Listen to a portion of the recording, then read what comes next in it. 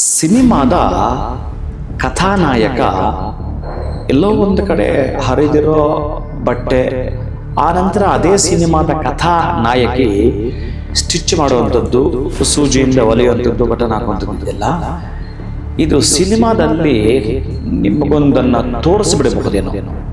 ಬಹುಶಃ ನಿಜ ಜೀವನದಲ್ಲಿ ಅವ್ರು ಎಂದಾದರೂ ನೋಡಿದ್ದೀರಾ ಇಂಥ ಕಾಸ್ಟ್ಲಿ ಆಗ್ತಾರಂತ?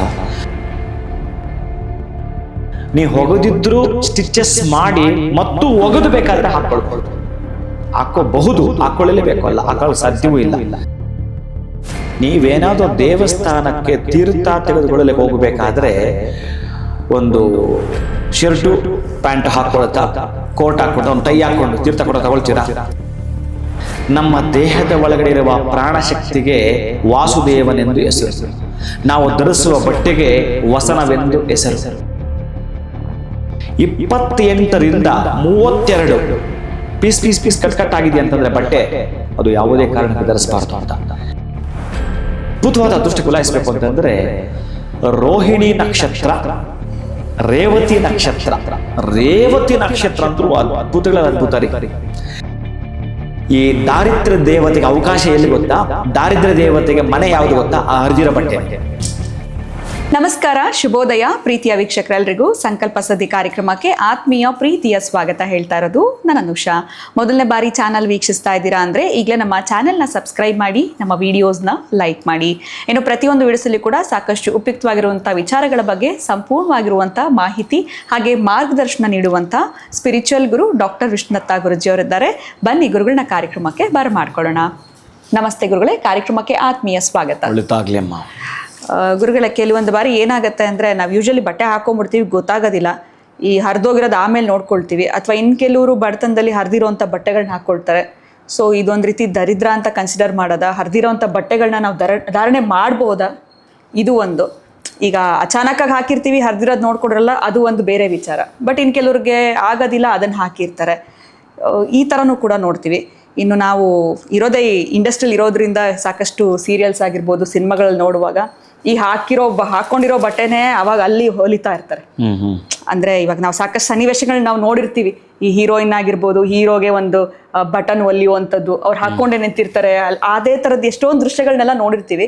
ಅಂದ್ರೆ ಯಾಕೆ ಇದನ್ನು ಕೇಳ್ತೀನಿ ಅಂದ್ರೆ, ನಾವು ಬಟ್ಟೆ ತೆಗೆದು ಅದು ಓಕೆ, ಹಾಕೊಂಡಿರುವಾಗ್ಲೇನೆ ಸೂಜಿನಲ್ಲಿ ಹೊಲಿಬೋದಾ? ಹಾಗೆ ಬಟ್ಟೆ ಧರಿಸಿದ್ದಾಗ್ಲೇನೆ ಇದು ಒಂದು ಬಂತು. ಮತ್ತೆ ಈ ಹರಿದಿರೋ ಬಟ್ಟೆ ಹಾಕುವಂಥದ್ದು ಎಷ್ಟು ಸರಿ?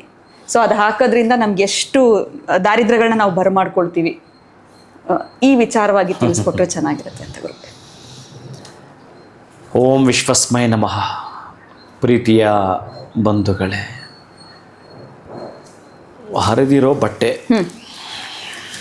ಆಮೇಲೆ ನೀವು ಕೇಳಿದ್ರಲ್ಲ ಸಿನಿಮಾದ ಕಥಾನಾಯಕ ಎಲ್ಲೋ ಒಂದು ಕಡೆ ಹರಿದಿರೋ ಬಟ್ಟೆ, ಆ ನಂತರ ಅದೇ ಸಿನಿಮಾದ ಕಥಾ ನಾಯಕಿ ಸ್ಟಿಚ್ ಮಾಡುವಂಥದ್ದು, ಸೂಜಿಯಿಂದ ಹೊಲಿಯುವಂಥದ್ದು, ಬಟನ್ ಹಾಕುವಂಥದ್ದು, ಇದು ಸಿನಿಮಾದಲ್ಲಿ ನಿಮಗೊಂದನ್ನು ತೋರಿಸಿಬಿಡಬಹುದೇನೋ. ಬಹುಶಃ ನಿಜ ಜೀವನದಲ್ಲಿ ಅವ್ರು ಎಂದಾದರೂ ನೋಡಿದ್ದೀರಾ ಇಂಥ ಕಾಸ್ಟ್ಲಿ ಆಗ್ತಾರಂತ? ನಿಮಗೆ ಸಿನಿಮಾದಲ್ಲಿ ಅವರು ಯಾವ ಸ್ಟೇಜಲ್ಲಿ ಇರುತ್ತಾರೋ ಆ ಸ್ಟೇಜನ್ನು, ಬಡತನದ ದೃಶ್ಯವನ್ನು ತೋರಿಸಿರ್ತಾರೆ. ಚೆನ್ನಾಗಿ ಕೇಳಿಸ್ಕೊಳ್ಳಿ ಪ್ರೀತಿಯ ಬಂಧುಗಳೇ, ಒಳ್ಳೆ ಪ್ರಶ್ನೆ ಇದು.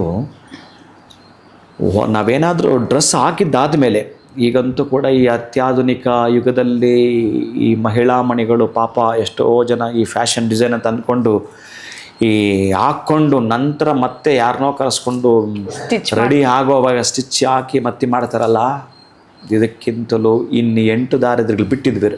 ಅಂಥ ದಾರಿದ್ರ್ಯ ಆಯಿತು. ಅಂತಹ ದಾರಿದ್ರ್ಯ ಯಾವುದೇ ಕಾರಣಕ್ಕೂ ಯಾವತ್ತೂ ಮಾಡಬೇಡಿ. ಎಲ್ಲಿಂದ ಎಲ್ಲೋ ಇದ್ದವರು ಕೆಳಗೆ ಬಿದ್ದು ಹೋಗ್ತೀರಿ. ನನಗೆ ಗೊತ್ತು, ನಳಚಕ್ರವರ್ತಿ ಇದ್ದಾನಲ್ಲ, ನಳಚಕ್ರವರ್ತಿ ಕೊನೆಗೆ ಎಲ್ಲಿಗೆ ಬಂದ? ಏಕವಸ್ತ್ರದಲ್ಲಿದ್ದ. ಅದನ್ನು ಏನಾದರೂ ಒಗೆದು ಹಾರಾಕಿದ್ರೆ ಆತನಿಗೆ ವಸ್ತ್ರ ಇಲ್ಲ. ಒಂದು ಸಲ ಆ ವಸ್ತ್ರವನ್ನು ಹೊಗೆದು ಹಾರಾಕಿದ್ರೆ ಪಕ್ಷಿಗಳು ತೊಗೊಂಡೋಗ್ಬಿಡ್ತವೆ. ಆನಂತರ ದಮಯಂತಿ ಸೀರೆಯನ್ನು ಅರ್ಧ ಕಟ್ಕೊಳ್ತಾನೆ ಆತ. ಇದೆಲ್ಲ ನಿಮಗೆ ಗೊತ್ತಿರುತ್ತೆ, ಗೊತ್ತಿರುತ್ತೆ. ನಳದಮಯಂತಿ ಅದಕ್ಕೆ ಹೇಳ್ತಾನೆ, ಕಲಿ ಪ್ರವೇಶವಾಗಿಬಿಟ್ಟ ಅಂತಂದರೆ ಎಂಥ ಚಕ್ರವರ್ತಿ ಕೂಡ ಕೆಳಕ್ಕೆ ಬಿದ್ದು ಹೋಗ್ತಾನೆ. ಇದಕ್ಕೆ ನಳದಮಯಂತಿರ ಸಾಕ್ಷಿ. ಅದಕ್ಕೆ ನಮ್ಮ ಬದುಕಲ್ಲಿ ಆ ಒಂದು ಕಲಿಪುರುಷ ಪ್ರವೇಶವಾಗಬಾರ್ದು ಅಂತಂದರೆ ನಳದಮಯಂತಿರ ಸ್ಮರಣೆ ಮಾಡು ಅಂತ ಹೇಳ್ತಾನೆ.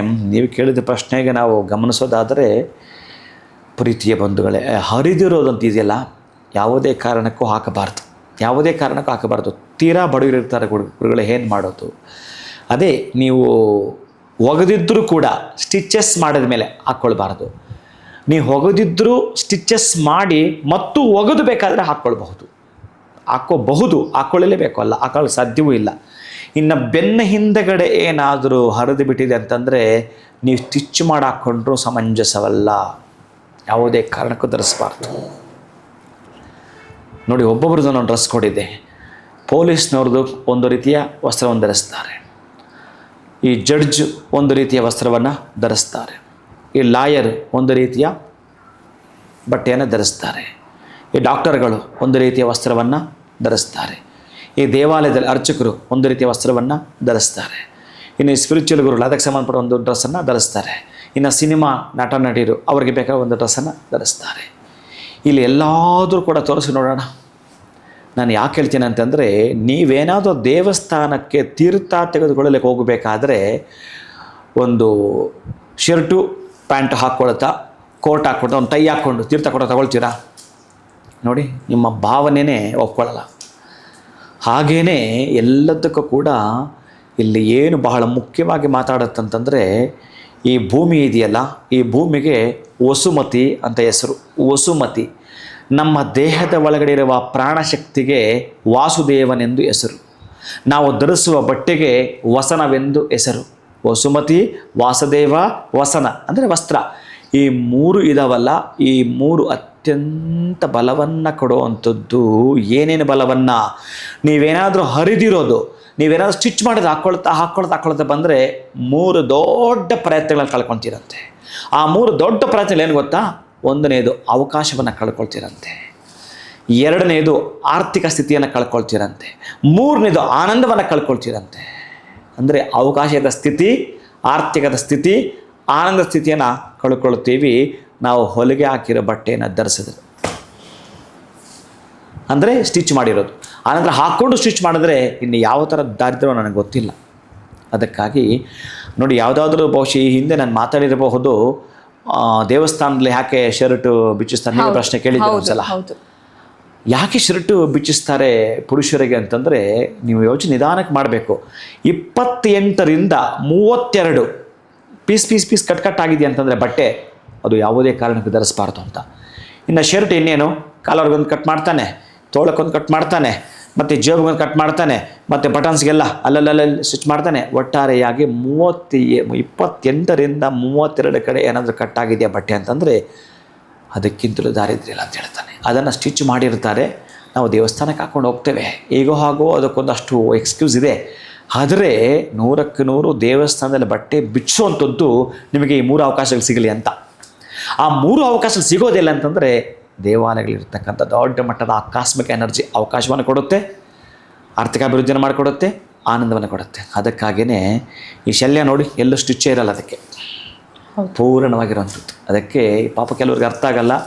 ನಿಮಗೆ ಬೇಕು ಅಂದರೆ ನಾನು ಅದರಲ್ಲಿ ಹೆಚ್ಚಿನ ಮಾಹಿತಿ ಕೊಟ್ಟಿದ್ದೇನೆ ಆ ಹಿಂದಿನ ಎಪಿಸೋಡಲ್ಲಿ. ಯಾಕೆ ಅನ್ನೋದು ವಿಜ್ಞಾನದ ಆಧಾರ ಕೊಡ್ತಾ ಬಂದಿದ್ದೇನೆ. ಇವತ್ತು ನಿಮ್ಮ ಪ್ರಶ್ನೆ ಇದ್ದಿದ್ದರಿಂದ ಬಹುಶಃ ಯಾವುದೇ ಕಾರಣಕ್ಕೂ ಈ ತರಹದ ಬಟ್ಟೆ ಸಮಂಜಸವಲ್ಲ, ಯಾವುದೇ ಕಾರಣಕ್ಕೂ ಹಾಕಿಕೊಳ್ಳಬಾರದು.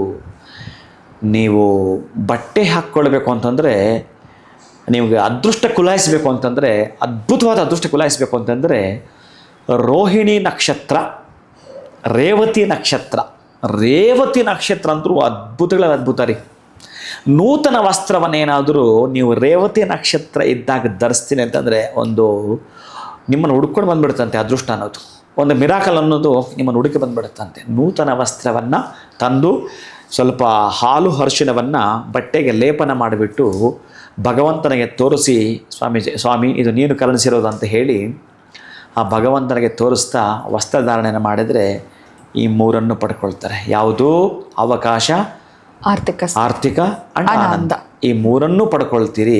ಯಾವುದೇ ಕಾರಣಕ್ಕೂ ಕೊಳಕಾಗಿರುವಂಥದ್ದಾಗಿರ್ಬೋದು, ತುಂಬ ಹರಿದಿರೋ ಬಟ್ಟೆ ಹಾಕ್ಕೊಂಡು ನೀವು ಮದುವೆಗೆ ಹೋಗ್ತೀರಾ, ನಿಮ್ಮ ಬಂಧುಗಳ ಮದುವೆಗೆ ಹೋಗಲ್ಲ ಅಂತಂದರೆ ಇಂತಹದ್ದು 10 ಜನ್ಮಗಳ ಬಂಧುಗಳು ನಿಮಗೆ ಬಲ ಕೊಡುವಂಥದ್ದು ಇಲ್ಲ ಅಂತಂದರೆ ಒಂದು ದೇವಸ್ಥಾನ, ಒಂದು ಆಲಯದಲ್ಲಿರೋ ಭಗವಂತ ಅಂತ ಭಗವಂತನ ಮುಂದೆ ಹಾಕ್ಕೊಂಡು ಹೋಗೋದು ಅಂದರೆ ನಾವೇನೋ ಬಡವರು ಗುರುಗಳೇ, ನಿಮಗೆ ತಿನ್ನಲಿಕ್ಕೆ ಮೋಜು ಮಸ್ತಿ ಮಾಡಲಿಕ್ಕೆಲ್ಲೇ ಬಡವರು ಇರಲ್ಲ. ಈ ಹರಿದಿರೋ ಬಟ್ಟೆ ಹಾಕೋವಾಗ ಯಾರಾದರೂ ಮಾತಾಡ್ತಿರ್ಬೇಕಾದ್ರೆ ಬಡವರು ನಾವೇನು ಮಾಡೋದು, ಸ್ಟಿಚ್ ಮಾಡಿ ಹಾಕ್ಕೊಳ್ತೀವಿ ಅಂತ. ಹಾಕ್ಕೋಬೇಡ್ರಿ, ಒಪ್ಪತ್ತು ಬೇಕಾದ್ರೆ ತಿನ್ನೋ ಸ್ಟಾಪ್ ಮಾಡು. ಆದರೆ ಆ ಹರಿದಿರೋ ಬಟ್ಟೆ ಯಾವುದೇ ಕಾರಣಕ್ಕೂ ಹಾಕಬಾರದು ಪ್ರೀತಿಯ ಬಂಧುಗಳೇ. ಈ ದಾರಿದ್ರ್ಯ ದೇವತೆಗೆ ಅವಕಾಶ ಎಲ್ಲಿ ಗೊತ್ತಾ? ದಾರಿದ್ರ್ಯ ದೇವತೆಗೆ ಮನೆ ಯಾವುದು ಗೊತ್ತಾ? ಆ ಹರಿದಿರೋ ಬಟ್ಟೆನೇ. ಅವಳು ಬಿಟ್ಟೇ ಹೋಗಲ್ಲ. ನೀನು ನಾನು ಹೆಚ್ಚಿಗೆ ಹೇಳೋದು ಬೇಡ ಅನ್ಕೋತೀನಿ ಪ್ರೀತಿಯ ಬಂಧುಗಳೇ. ಸೊ ಹರಿದಿರೋ ಬಟ್ಟೆ ಹಾಕ್ಕೊಳ್ಳೋದ್ರಿಂದ ಯಾವ ರೀತಿ ಸಮಸ್ಯೆಗಳಿಗೆ ನಾವು ಈಡಾಗ್ತೀವಿ ಅನ್ನೋದ್ರ ಬಗ್ಗೆ ತಿಳಿಸ್ಕೊಟ್ರಿ. ಇನ್ನು ಹರಿದಿರೋ ಬಟ್ಟೆ ಹಾಕ್ಕೊಂಡ್ರೆ ನಾವು 3 ಅವಕಾಶಗಳನ್ನ ಕಳ್ಕೊಳ್ತೀವಿ. ಒಂದು ಆರ್ಥಿಕ ಸ್ಥಿತಿ ಆಗಿರ್ಬೋದು, ಆನಂದ, ಮತ್ತು ನಮಗೆ ಬರುವಂಥ ಅವಕಾಶಕ್ಕೆ ನಾವೇ ಬ್ರೇಕ್ ಹಾಕ್ಕೊಂಡಂಗೆ ಅನ್ನೋದು ತಿಳ್ಕೊಂಡ್ವಿ. ಇನ್ನು ವಿಶೇಷವಾಗಿ ಹೊಸ ಬಟ್ಟೆ ಹಾಕ್ಕೊಳ್ಬೇಕು ಅಂತಂದರೆ ರೋಹಿಣಿ ನಕ್ಷತ್ರ ಮತ್ತು ರೇವತಿ ನಕ್ಷತ್ರ. ಸೊ ಇದನ್ನ ಅಟ್ಲೀಸ್ಟ್ ಇನ್ನು ಮುಂದೆ ಆದರೂ ಕ್ಯಾಲೆಂಡರ್ ನೋಡ್ಕೊಂಡ್ರೆ ಗೊತ್ತಾಗುತ್ತೆ ಯಾವ ದಿವಸ ಇರುತ್ತೆ. ನೋಡ್ಬೇಕು ಅದನ್ನು. ಅದು ಯಾವಾಗ ಬರ್ತೀವಿ ನನ್ನನ್ನೇ ಕೇಳ್ತೀರಿ ನೀವು. ಕೊನೆಯ ಪಕ್ಷ ರೇವತಿ ನಕ್ಷತ್ರ ಯಾವ ದಿನ ಬರುತ್ತೆ ಪ್ರತಿನಿತ್ಯ ಸ್ವಲ್ಪ ಅಟ್ಲೀಸ್ಟ್ ನಮಗೆ ಅಷ್ಟು ಆ ಜ್ಞಾನ ಆದರೂ ಬೇಕಾಗತ್ತೆ ಅಂತ ಹಬ್ಬಿದ್ದಾಗ. ನೀವು ಹಬ್ಬ ಹರಿದಿನ ತಗೊಳ್ತೀರ ಅದೊಂದು ರೀತಿ, ಬಟ್ ರೇವತಿ ನಕ್ಷತ್ರವಿದ್ದಾಗ ವಸ್ತ್ರಧಾರಣೆ ಮಾಡ್ತೀರ ಅಂತ ಪ್ರಫುಲ್ಲವಾಗಿರ್ತೀರಿ ಅಂತ, ಉಲ್ಲಾಸವಾಗಿರ್ತೀರಿ ಅಂತ, ಆನಂದವಾಗಿರ್ತೀರಿ ಅಂತ, ನೀವು ಇನ್ನೊಬ್ಬರ ಕೇಳ್ಕೊಳ್ಳೋ ಸ್ಥಿತಿಗೆ ಹೋಗಲ್ಲ ಅಂತ. ಆ ಇದನ್ನು ನಿಮಗೆ ಅಂತ ಹುಚ್ಚರಾಯ ಸ್ಥಿತಿನ ತಲುಪಿಬಿಡ್ತೀರಿ. ಅದು ಅದ್ಭುತದಲ್ಲಿ ಅದ್ಭುತ. ನೀವು ಈ ಪ್ರಶ್ನೆ ಮಾಡಲಿಲ್ಲ ಅಂದರೆ ಬಹುಶಃ ನೀವು ಈ ವಿಚಾರ ಗೊತ್ತಾಗ್ತಿರಲ್ಲ ಗುರುಗಳೇ. ಖಂಡಿತವಾಗ್ಲೂ ಧನ್ಯವಾದಗಳು ಗುರುಗಳೇ ಮಾಹಿತಿ ಕೊಟ್ಟಿದ್ದಕ್ಕೆ. ನಮಸ್ಕಾರ. ಹರೇ ಶ್ರೀನಿವಾಸ. ಇವತ್ತಿನ ವಿಡಿಯೋ ತಮ್ಮೆಲ್ಲರಿಗೂ ಇಷ್ಟ ಆಗಿದೆ ಅಂತ ಭಾವಿಸ್ತೀನಿ. ನಮಸ್ಕಾರ.